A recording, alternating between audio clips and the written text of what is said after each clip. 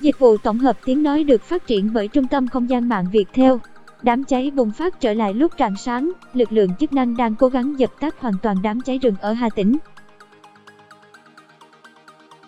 Theo ghi nhận của PVVTC News ở hiện trường, khoảng 7 giờ 45 phút hôm nay ngày 29 tháng 6, đám cháy rừng ở huyện Nghi Xuân, Hà Tĩnh cơ bản được khống chế, bản quyền thuộc về Tập đoàn Công nghiệp Viễn thông Quân đội Viettel. Dịch vụ tổng hợp tiếng nói cung cấp bởi Trung tâm Không gian mạng Viettel. Tuy nhiên, lực lượng chức năng vẫn đang khống chế và dập tắt một số điểm còn cháy nhỏ. Lực lượng phòng cháy chữa cháy đang túc trực tại các cây xăng dầu dưới chân núi để ứng phó kịp thời. Cảm ơn bạn đã tin tưởng sử dụng dịch vụ của Trung tâm Không gian mạng Viettel. Chính quyền địa phương huy động gần 1.000 người dân, quân đội, công an, kiểm lâm tham gia dập lửa. Giọng đọc được phát hành bởi Trung tâm Không gian mạng Viettel. Lực lượng phòng cháy chữa cháy đang túc trực tại các cây xăng dầu dưới chân núi để ứng phó kịp thời. Dịch vụ tổng hợp tiếng nói được cung cấp bởi Trung tâm Không gian mạng Viettel. Cảm ơn bạn đã tin tưởng sử dụng dịch vụ tổng hợp tiếng nói của Trung tâm Không gian mạng Viettel. Người dân đang di chuyển đồ đạc khỏi khu vực ảnh hưởng của vụ cháy rừng. Ông Phan Đức Cự, 73 tuổi, xã Xuân Hồng, huyện Nghi Xuân cùng hàng trăm người dân lên núi dập lửa. Giọng đọc được phát hành bởi Trung tâm Không gian mạng Viettel.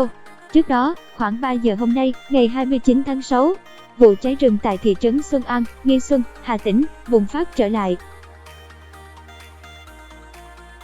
Giọng đọc được nghiên cứu và phát triển bởi các kỹ sư Trung tâm Không gian mạng Viettel.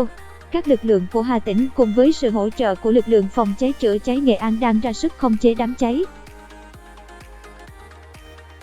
Ngọn lửa bốc cao, lan rộng sang các khu rừng thuộc tổ dân phố 1, 2, 3 thị trấn Xuân An. Dịch vụ tổng hợp tiếng nói được phát triển bởi Trung tâm Không gian mạng Viettel.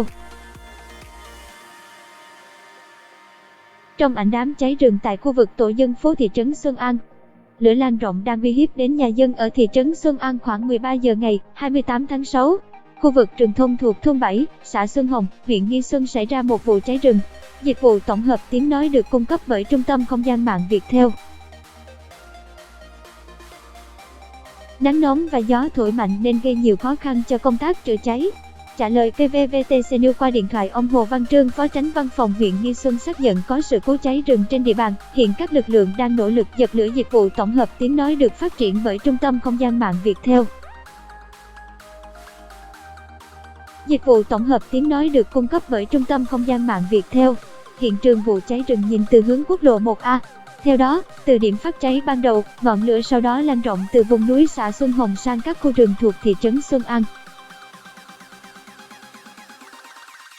Cảm ơn bạn đã sử dụng giọng đọc nhân tạo của Trung tâm Không gian mạng Viettel. Ngay sau khi nhận được tin báo cháy rừng, chính quyền huyện Nghi Xuân đã huy động hơn một.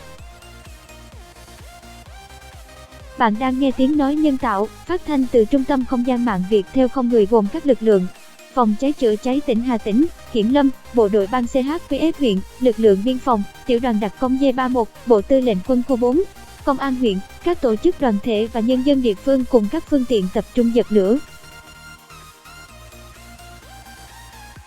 Lực lượng phòng cháy chữa cháy công an tỉnh Hà Tĩnh và Nghệ An triển khai các biện pháp bảo vệ một khi ngọn lửa tiến gần các nhà dân.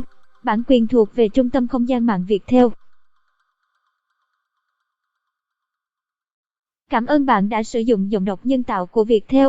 Tuy nhiên do ngọn lửa quá lớn và nắng nóng gió thổi mạnh nên lực lượng tham gia chữa cháy phải di chuyển tập trung phát quang mở rộng đường băng cản lửa, ngăn chặn không cho đám cháy lan rộng. Giọng đọc được phát hành bởi Trung tâm Không gian mạng Viettel. Trước tình hình trên, huyện Nghi Xuân tổ chức sơ tán người và vật chất gần 100 hộ dân sống gần sườn núi tại tổ dân phố 1 thị trấn Xuân An đến nơi an toàn đề phòng khi ngọn lửa tiến đến gần. Các tổ chức đoàn thể tham gia sơ tán người dân. Đến 20 giờ, ngọn lửa vẫn chưa thể khống chế do gió thổi mạnh. Lực lượng phòng cháy chữa cháy công an tỉnh Hà Tĩnh và Nghệ An triển khai các biện pháp bảo vệ một khi ngọn lửa tiến gần các nhà dân. Bạn đang nghe giọng đọc phát hành bởi Trung tâm Không gian mạng Viettel. Với sự nỗ lực không biết mệt mỏi, đến 22 giờ 50 phút đám cháy cơ bản được khống chế, dập tắt. Giọng đọc cung cấp bởi Trung tâm Không gian mạng Viettel. Các lực lượng vẫn túc trực phòng khi các ngọn lửa bùng phát trở lại. Bạn đang nghe tiếng nói nhân tạo, phát thanh từ Trung tâm Không gian mạng Viettel.